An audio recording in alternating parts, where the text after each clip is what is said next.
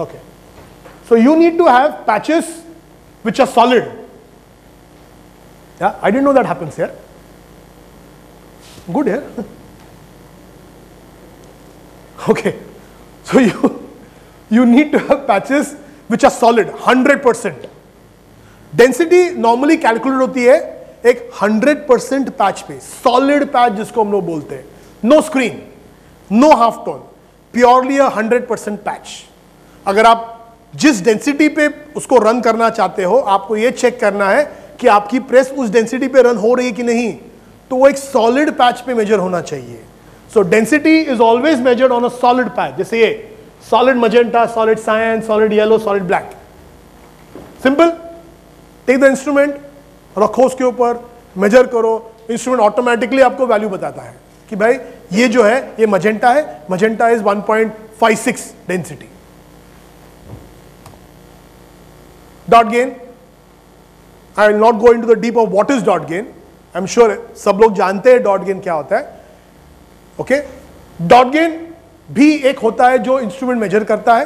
जैसे आपका ये, आपने प्लेट के ऊपर आपका 80% का डॉट है, पर आप जब प्रिंट करते हो तो डॉट गेन होता है. बिना डॉट गेन तो कोई प्रिंटिंग होता नहीं है. डॉट गेन होता है.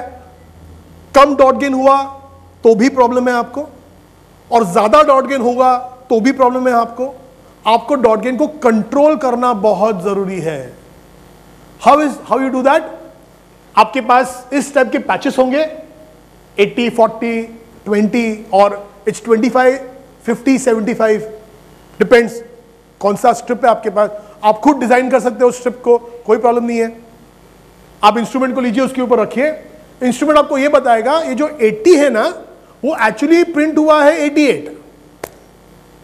तो कितना परसेंट डॉट गेन हो गया? 8% डॉट गेन हो गया.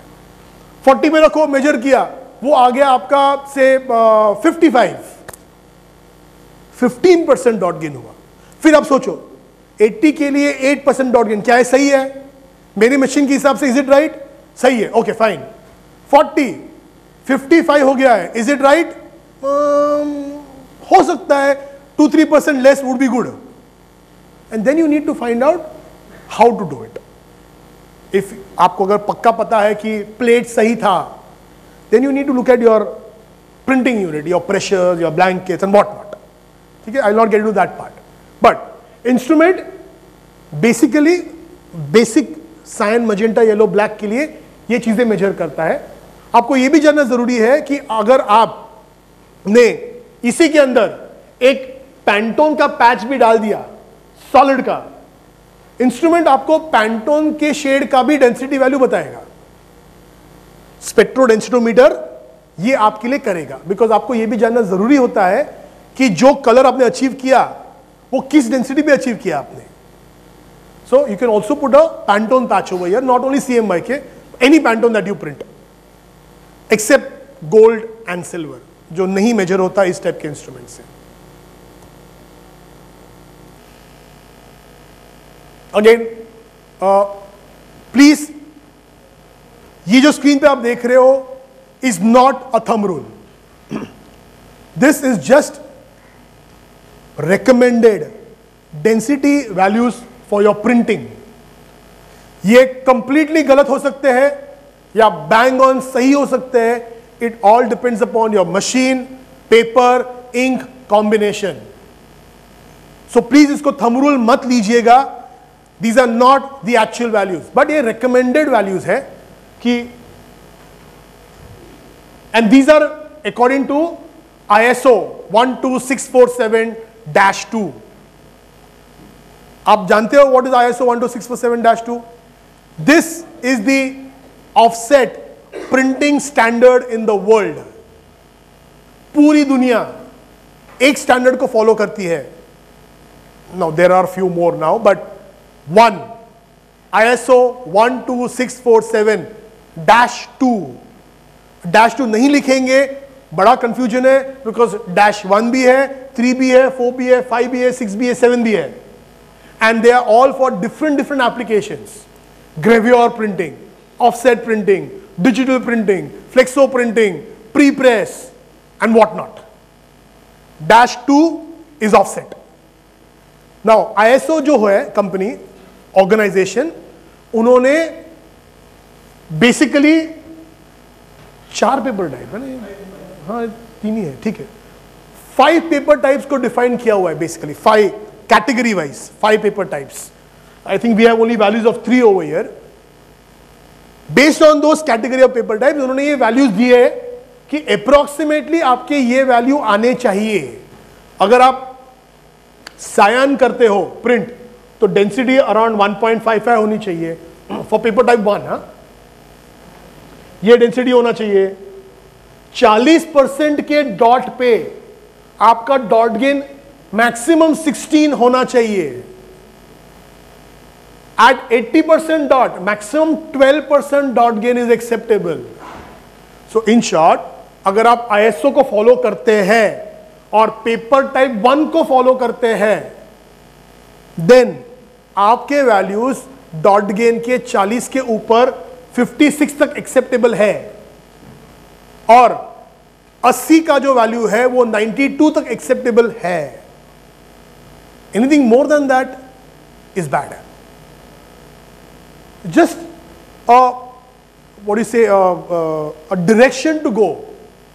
But today, आज बहुत सारे लोग, बहुत सारे printing in the printing fraternity, they are moving towards achieving ISO 12647-2. वो चाहते हैं कि उनकी पूरी प्रेस, उनकी पूरी प्रिंटिंग एक ही स्टैंडर्ड पे चले, वो है ISO. इसका एक सिंपल रीजन है, अगर एक प्रिंटिंग प्रेस के पास 4 प्रिंटिंग यूनिट्स है, मशीन्स है, सॉरी 4 प्रिंटिंग मशीन्स है, ऑल 4, 5, 6 कलर मशीन्स, अगर वो ये स्टैंडर्ड को अपनाते हैं और इंप्लीमेंट करते हैं हर मशीन पे, तो आप कोई भी जॉब किसी भी मशीन पे प्रिंट करो, आपको वही रिजल्ट आएगा. That's the beauty of the ISO standard. आज आपका एक मशीन पे जॉब चालू है, machine stops, you take the job, put it on the other machine, same result आएगा? Not at all. पूरा फाइन ट्यूनिंग वापस करना पड़ेगा उसको. He may still achieve it, but lot of wastages. But एक ये अचीव करने के बाद, ये इंप्लीमेंट करने के बाद, you just shift the job boss. You may have to make new plates, just shift the job. You know what density to print, print करो, जॉब आपका आ गया in a flash of a second. So very important, ISO 12647-2. I would genuinely recommend that आप लोगों को ये पढ़ना ही चाहिए. This is the future of the printing industry. According to me, I could be completely wrong. There are other standards also like Grecol, G7 standards also coming in, but ISO is there to remain. So please पढ़िएगा इसके बारे में. Instrument में अलग अलग categories है, अलग अलग टाइप से. I will not go too deep into it. जैसे हमारे पास 3 वर्जन है इंस्ट्रूमेंट के. Only densitometer, there is a basic spectrodensitometer and advanced spectrodensitometer. So customer को क्या फीचर चाहिए उसके हिसाब से he can choose the right product for himself. Because एक ही प्रोडक्ट लेके हम लोग जा नहीं सकते मार्केट में. या और ये इंस्ट्रूमेंट यहां पे हमने रखा हुआ है, you can have a look at it. It's called as the exact.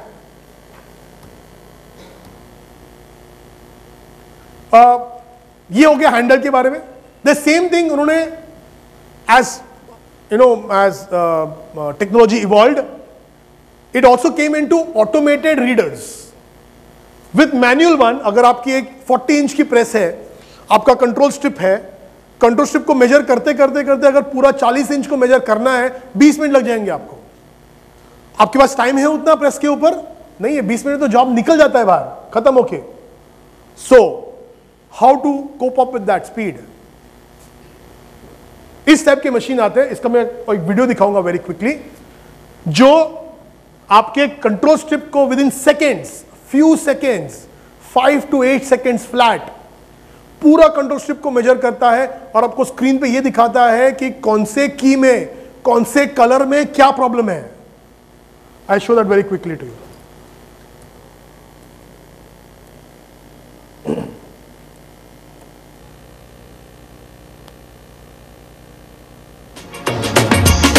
EasyTrax is X-Rite's new entry-level semi-automated color scanning system for press side color control for smaller format color presses or for primarily processed color environments.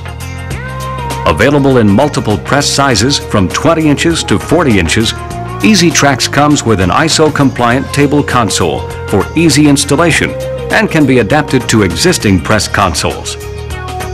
The EasyTrax console includes a black backing, so you can achieve or maintain ISO specifications. In addition, EasyTrax's laser alignment method makes it quick and easy to line up the color bar for fast scanning. The unique error detection system will alert the user if the color bar was not properly aligned, ensuring accurate, repeatable results every time. EasyTrax's easy-to-use touchscreen functionality makes installation so adjustments can. EasyTrax scanning system quickly shows the press operator how far off from tolerance the density of ink is, so adjustments can be made as soon as possible, getting up to color faster and saving money. This is important. Rest the working you have seen basically.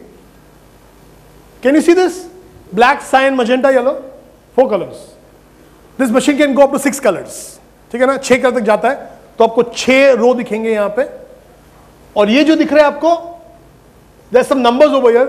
It's not seen from the back over there, but ये जो numbers है ये आपके actual key values है machine के. अगर आपके पास 23 की वाला for example format का मशीन है तो आपको 23 कॉलम्स दिखेंगे यहाँ पे.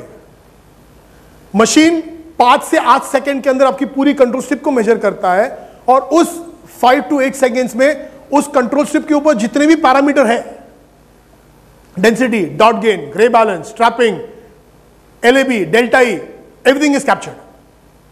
और वो आपको इंडिविजुअल इंक की वाइज ये बताता है कि कौन से इंक में, कौन से की में क्या डेंसिटी वैल्यू है. It will give you the signal in 3 colours, the normal signal lights, red, green, orange or yellow, whatever you can say. Red, completely out of tolerance. Green, bang on. Yellow, perfect, but you're moving out. That's how the system works. Ultimately, operator का ये aim होता है कि भाई ये सारे colour green हो जाएं. जब ये सारे कीज आपको ग्रीन दिखेंगे, जो मैं आपको एक सीन दिखाऊंगा, तब कस्टमर कैन से और the operator can say boss I have achieved. और उसका काम वो सिर्फ ग्रीन को मेंटेन करना है फिर पूरा प्रोडक्शन में. आपका जो ओके शीट होता है ना, हम यहां पे एक ऑप्शन होता है okay.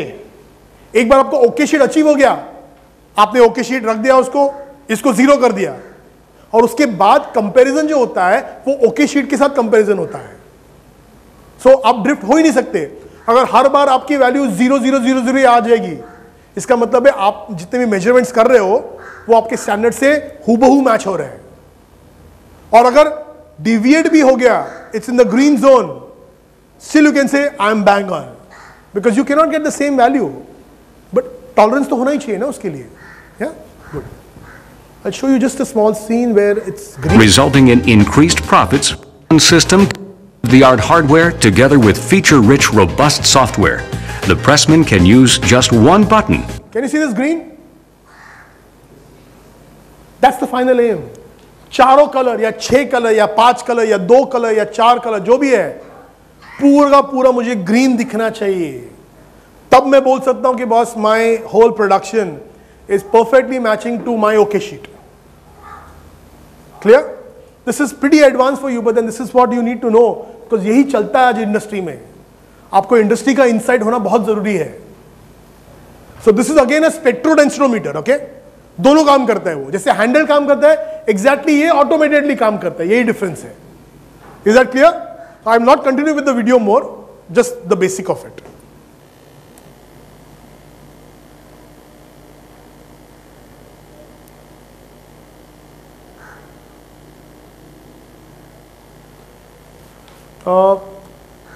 Then it's also important कि आपका जो प्लेट है, ऑफसेट प्लेट या कन्वेंशनल टाइप और दी सीटीपी टाइप, उसको कंट्रोल करना बहुत जरूरी है, बिकॉज आपकी पूरी इनपुट जो आती है उस प्लेट से आती है.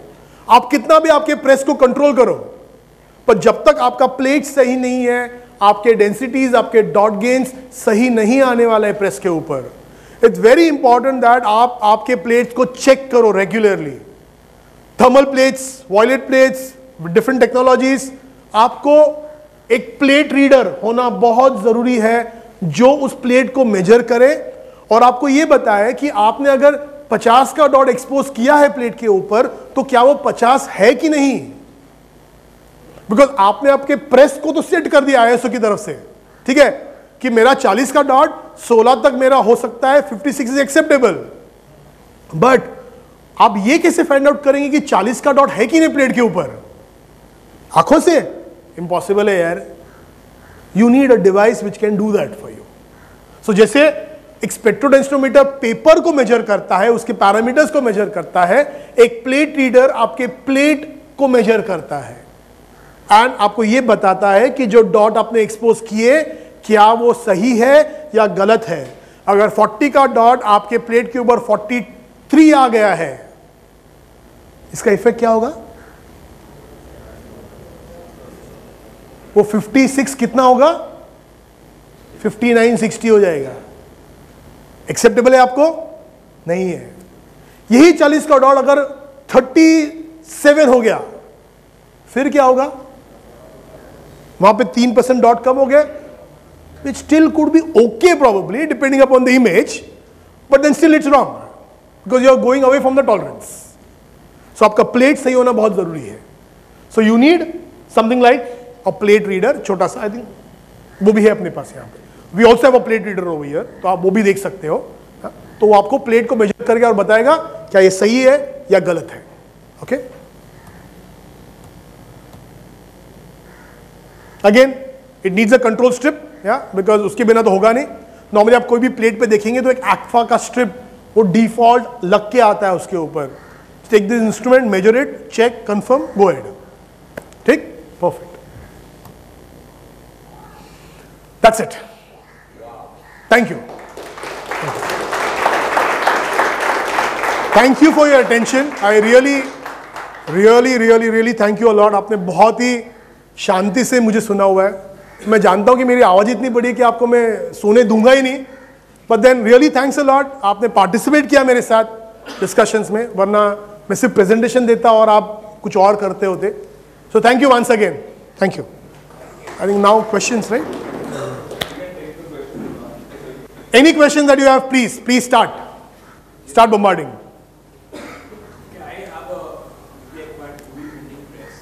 Okay. UV printing press, okay. Print on silver lamination.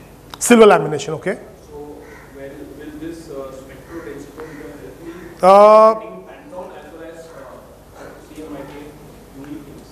On a silver, or I would put it very simply, on a metallized substrate. Sir, can you just repeat the question for? Oh, okay, sorry. Okay, I'll do that. The question is that the gentleman over here has a UV press, UV offset printing press, and he is printing on silver laminates or silver based substrate or metallized substrate that we call it as. उनका सवाल है कि क्या ये स्पेक्ट्रोडेंसोमीटर उनके कोई काम में आएगा, is the question. Now, yes, an instrument will surely help you. I have no doubts on that. But by the virtue, जो आपका substrate है, आपका सबस्ट्रेट बहुत ही रिफ्लेक्टिव सबस्ट्रेट है. एक्चुअली मैंने स्किप किया वो एक slide. I just very quickly go back to that slide. It was basically a diagram of an instrument because I didn't want to speak on that, but आपका question ही वो आ गया. आई हैव टू गो बैक. जो ये नॉर्मल स्पेक्ट्रोडेंसोमीटर्स होते हैं ना, उनकी टेक्नोलॉजी ये होती है. आपका लाइट सोर्स है, आपका सबस्ट्रेट है, आपका डिटेक्टर है. तो आपका लाइट फ्लैश हुआ, सबस्ट्रेट पे गया, और आपका जो कलर का रे है it goes to the detector, और आपका कलर डिटेक्ट होके आपको एलईबी वैल्यू मिल जाते हैं. But for the substrate that you are talking about, which is metallized kind of substrate और एल्यूमिनियम सबस्ट्रेट्स और मेटल सबस्ट्रेट्स, उनकी रिफ्लेक्शन बहुत हाई होती है. उसमें कलर कुछ नहीं होता. 80% is reflection, 80 to 90% is reflection depending upon the quality of the material. अगर आप इस टाइप के इंस्ट्रूमेंट से उसको मेजर करोगे तो प्रॉब्लम कहां आती है? प्रॉब्लम ये आती है कि हम हमारे लैंग्वेज में in colour language we call that reflection as appearance और gloss. Gloss is how mirror like substrate है। तो एक ग्लॉस का जो रे होता है ना जाने का is exactly opposite to the ray of light of the colour which is going out. Simple समझे? It's a V. तो आपका ये लाइट सोर्स है, सबस्ट्रेट है, कलर का रे जो होता है वो चला गया है यहां पे, डिटेक्टर है यहां पे, उसको एनालाइज कर दिया, वैल्यू मिल गया आपको। पर जो ग्लॉस होता है ना वो ये डायरेक्शन में नहीं जाता, वो ये डायरेक्शन में जाता है और यहां पे हमारे पास कुछ नहीं है। सो दैट ग्लॉस रे इज लॉस्ट। जब आप एक सबस्ट्रेट को मेजर करते हैं जिसकी ब्राइटनेस या जो मिरर लाइक सबस्ट्रेट है उसका 80 to 90% is only that gloss, जब ये 90% का रे निकल गया बचा कितना?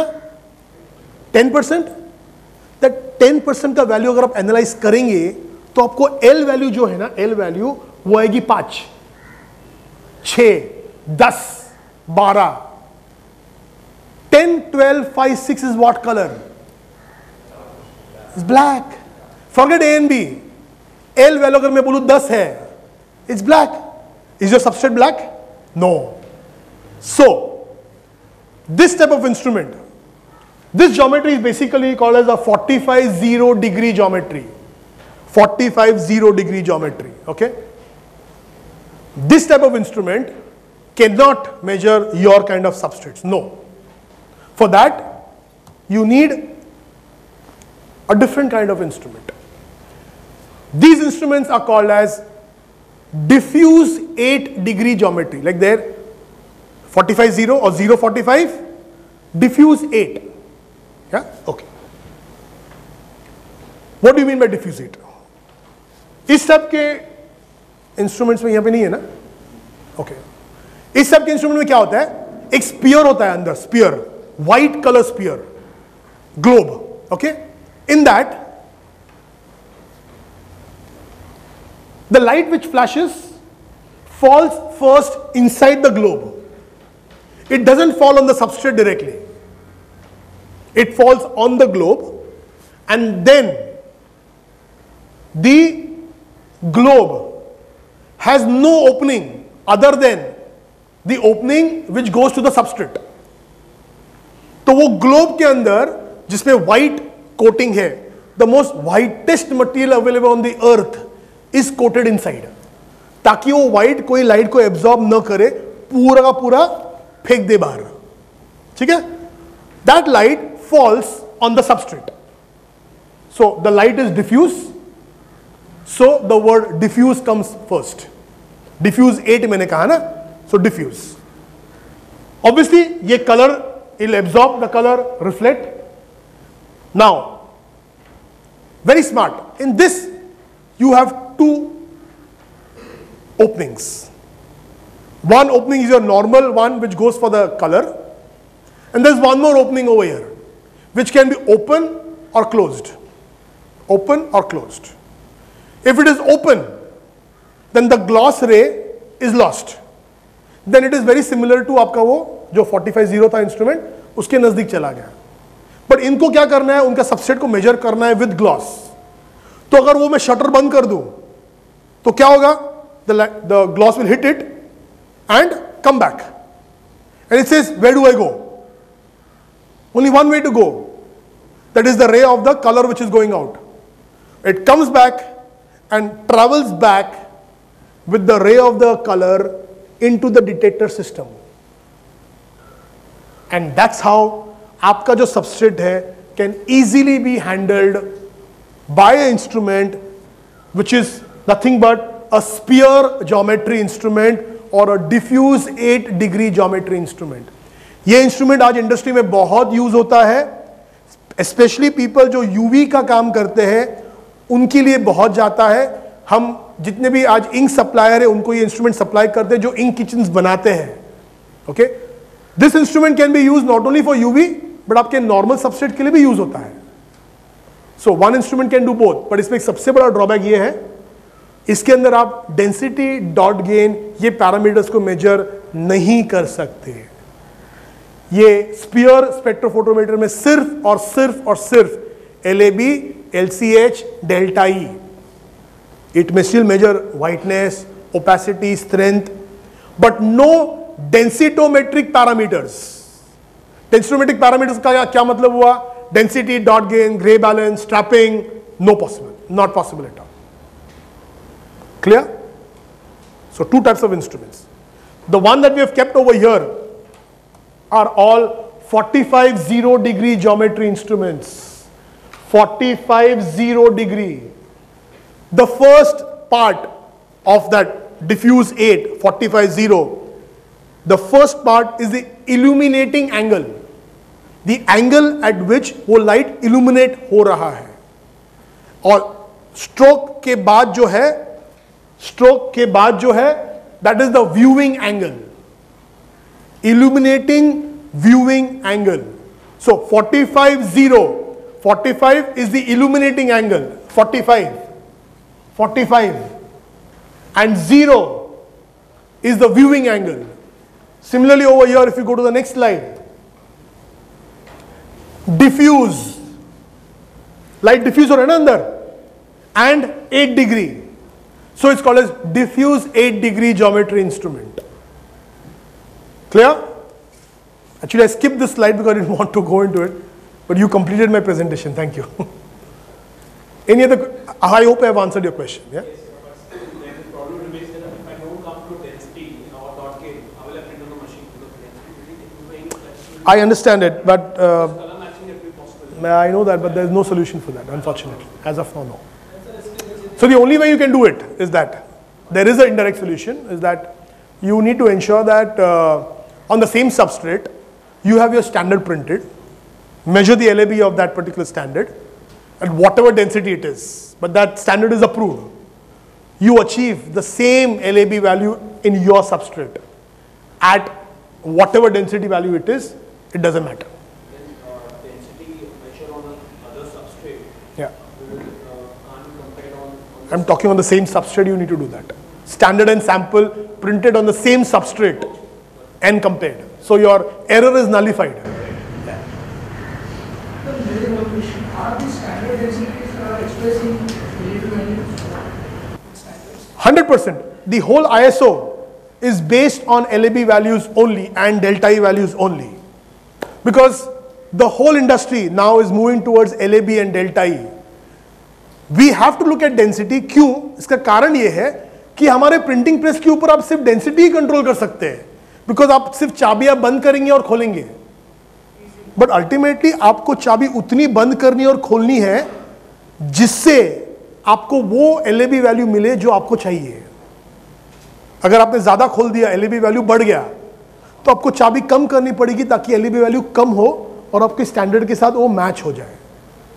Your aim is to match LAB, but आप प्रेस के ऊपर सिर्फ इंक के साथ खेल सकते हैं ऊपर नीचे करके, आपके पास और कोई सोल्यूशन नहीं है.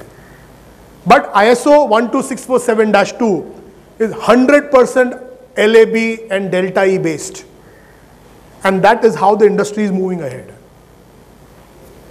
Yeah. तो मेटावर्सिज्म की बात की थी आपने. If we are in the middle as well as offset printing. Okay. Our job is usually एक time एक को होके कराते हैं and month on month वो चीज repeat कराते हैं. Assuming we are using the same set of inks, Yeah. the same substrate, Yeah. then metamorphism technically will not occur, right? If it is a CMYK job, Yes. yes, probably will not occur. If it's a Pantone job, हो सकता है कि possible है, because आज आपने समझो एक orange print किया है, आज इंक सप्लायर से आपने खरीद लिया, आपको दे दिया उसने. अगली बार आप उसी इंक सप्लायर को बोलते हो, बट उसके पास वो इंग्रेडिएंट नहीं है जो आपके पिछले लॉट में उसने डाला था, पर आपको इंक आज ही चाहिए. तो वो क्या करता है, वही इंक बनाता है but with a different combination of the colour. Then there is a possibility कि आपका वो मेटामेरिक मैच हो जाएगा. Otherwise यूजुअली या विद CMYK नॉर्मली कोई प्रॉब्लम नहीं है ऐसे. वेरी रेयरली CMYK में कोई मेटामेरिज्म हो सकता है, very rarely. until for example cyan बनाने में अगर प्रिंसिपल कंपनी ने जो आपको इंक सप्लाई करता है उसने ही ब्लू और ग्रीन को चेंज कर दिया है, then you are in trouble. But which is very rare, they can't do it here. It's not so simple. They manufacture tons and tons of one color. So, yeah. Maybe I take that question, please.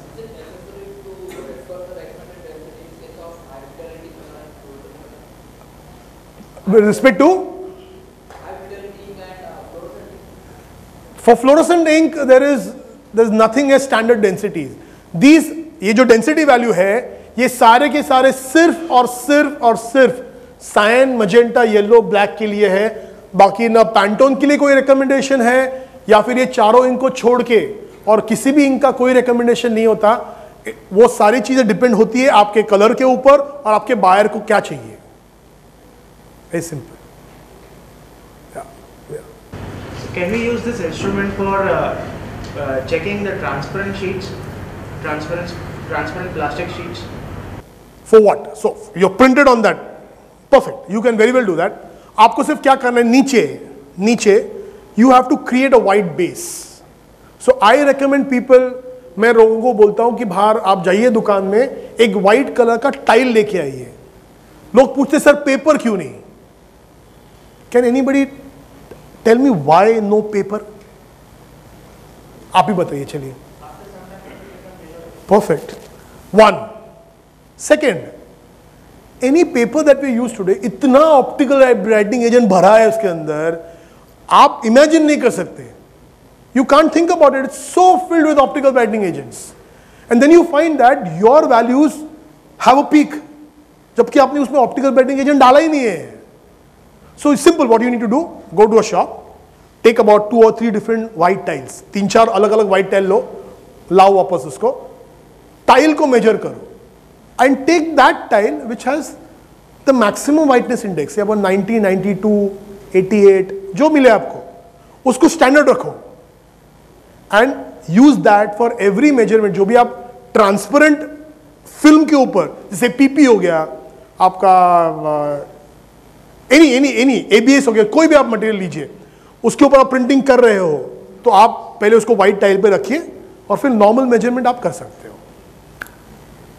But use the same tile for the standard and the samples. Do not change the tile. Very important. If आप change करेंगे then everything is finished. Because then when on a transparent material your white substrate plays a very big role. हमारा intention ये होता है कि अगर same tile पे आप स्टैंडर्ड और सैंपल मेजर करेंगे then the tile factor is nullified. ये फंडामेंटल पे हम काम करते हैं. Yes. So I'll come back to you, don't worry.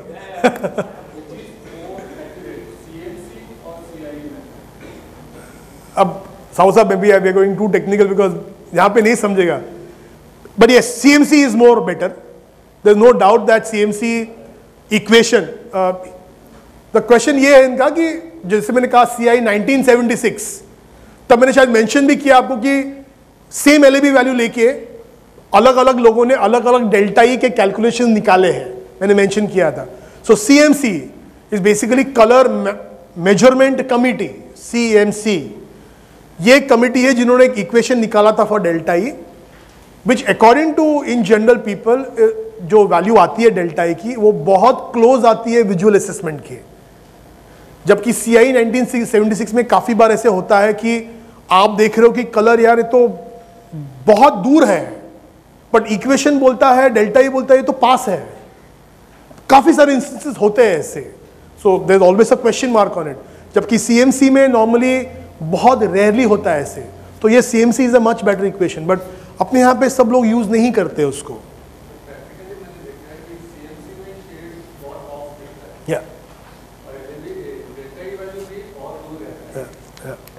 But actually CMC is a better equation than CI 1976. But abhi CI has come out with the CI 2000 equation, which is supposed to be a better equation even than CMC and 1976. But actual, no idea. Yes sir, please, back to you. When we do online coding, when you're printing together, I mean with inks and this coding is going on. Yeah. There's the measurement make any difference? 100%. A coating on your colour will surely change the gloss appearance जो है आपके colour का। तो अगर आपका standard varnish के साथ है तो आपका सैंपल भी वार्निश के साथ ही होना चाहिए। एब्सोल्युटली। अगर आपका सैंपल स्टैंडर्ड बिना वार्निश के है और आप सैंपल विथ वार्निश कर रहे हो, then you need to have a slightly bigger tolerance, because फर्क पड़ता है वो चीज का। वार्निश के कलर के ऊपर भी बहुत डिपेंड होता है।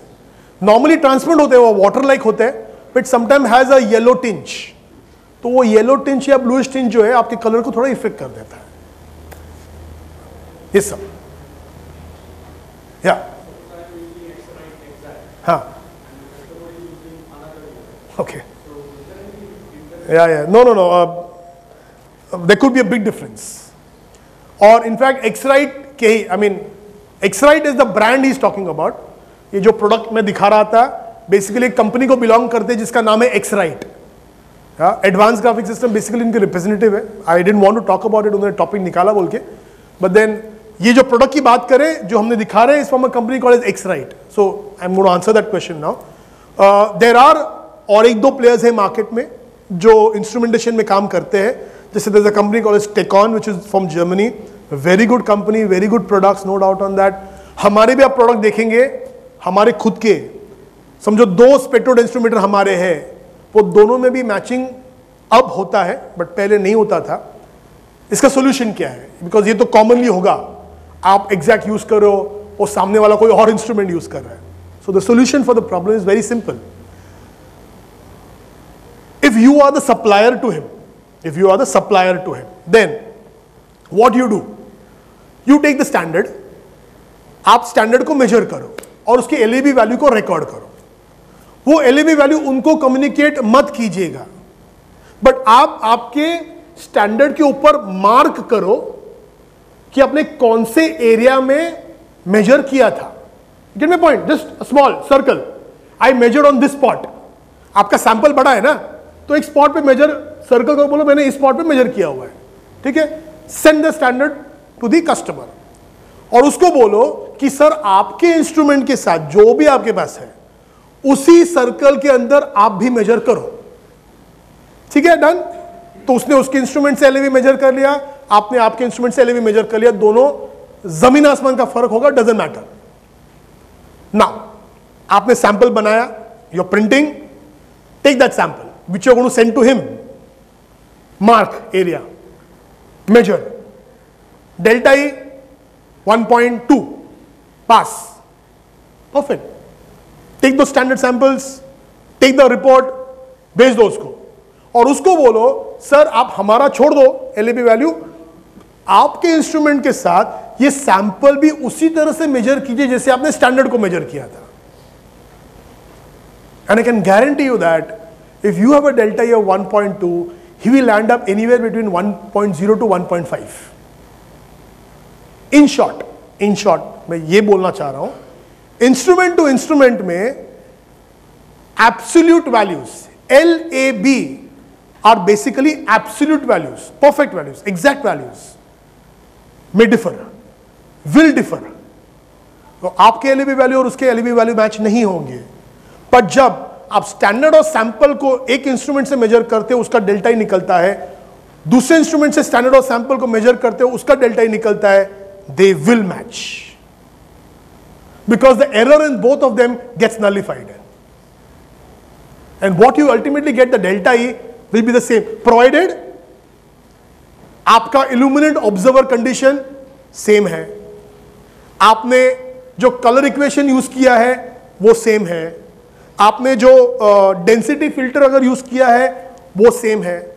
आपको उनको कम्युनिकेट करना चाहिए सर कि आपके पास सर जो भी इंस्ट्रूमेंट है पर प्लीज ये कंडीशन में मेजर कीजिएगा, बिकॉज अगर आपने D50 इल्यूमिनेंट में और 2 degree observer, are you recollecting it, 2 degree 10 degree illuminant, आपने D50 2 डिग्री में मेजर किया होगा और अगर वो D65 2 डिग्री में मेजर करेगा फिर आपका कहीं भी मिलाप नहीं होने वाला है।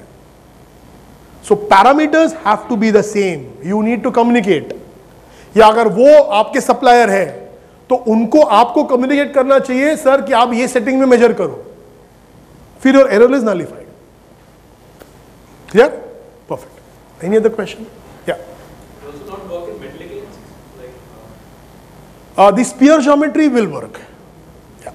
Not the ones which are shown over here, not the exact. The sphere geometry, yes. how accurate are the results for metallics? Not very accurate at all. Simple, they are accurate, but इस type के instruments जो है they are not meant for metallic colours. Metallic के लिए basically एक अलग type का spectrophotometer आता है which is called as multi angle spectrophotometer. Multi angle, तो उस इंस्ट्रूमेंट में 6 अलग अलग एंगल पे कलर को मेजर होता है. अगर आप कभी कोई गाड़ी देखो, गाड़ी पास हो रही है, यू विल सी दैट जब आप गाड़ी को वहां पे देख रहे हो उसका कलर अलग दिखता है आपको. ऐसे यहां पे आएगा वो थोड़ा अलग दिखेगा आपको. जैसे वो गाड़ी पास होगी यू सी दैट वो shade is slightly changing.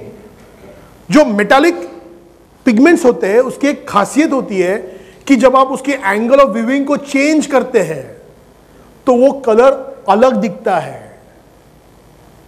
So instrument भी ऐसा होना चाहिए जिसके अंदर ये अलग अलग एंगल्स का प्रोविजन हो, और वो बेसिकली होता है एक मल्टी एंगल स्पेक्ट्रोफोटोमीटर जो हमारे इंडस्ट्री में यूज नहीं होता, बट ऑटोमोबाइल में 100% यूज होता है.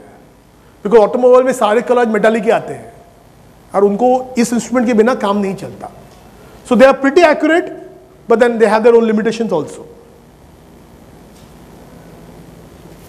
Any other question?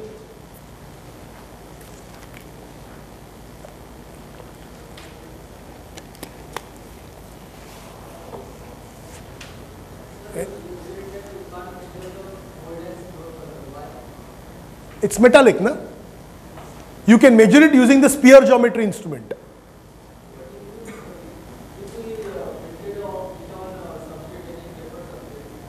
Any substrate you print that color, if it's a metallic color, then it has to be measured using a sphere geometry instrument and not the normal 45 degree instrument. तो अगर आप gold, silver, take any color that you want which is metallic, which has aluminum flakes in it. Metallic is basically aluminum, right? Any color which has metallic flakes into it, वो सिर्फ आपके spear geometry instrument से ही major होगा. वो आपके normal 45 degree geometry के instrument से major नहीं होगा. It's a thumb rule, please register that in your mind. Please. Yeah, I think there one last, maybe we take one last question. Any other question somewhere on that side? No, right? So we take, okay, 2 more last questions. Okay. Yeah, please. We have already the process management book. I have pass me another? 5 minutes, huh? Or do we take it individually? We can take it by the Okay, is that okay? We take it individually? Because I think it doesn't have the light that they have in the print summit, but he is looking at me continuously. I'm quite colorblind now. We'll make you colorful again, don't worry. So I think we can have individual questions also. As I said, my team members are also here. I am also here. So once again, thanks. I again thank the BMPA for giving me an opportunity to be here. And thank you all. A wonderful audience. Thank you. Thank you. Thank you.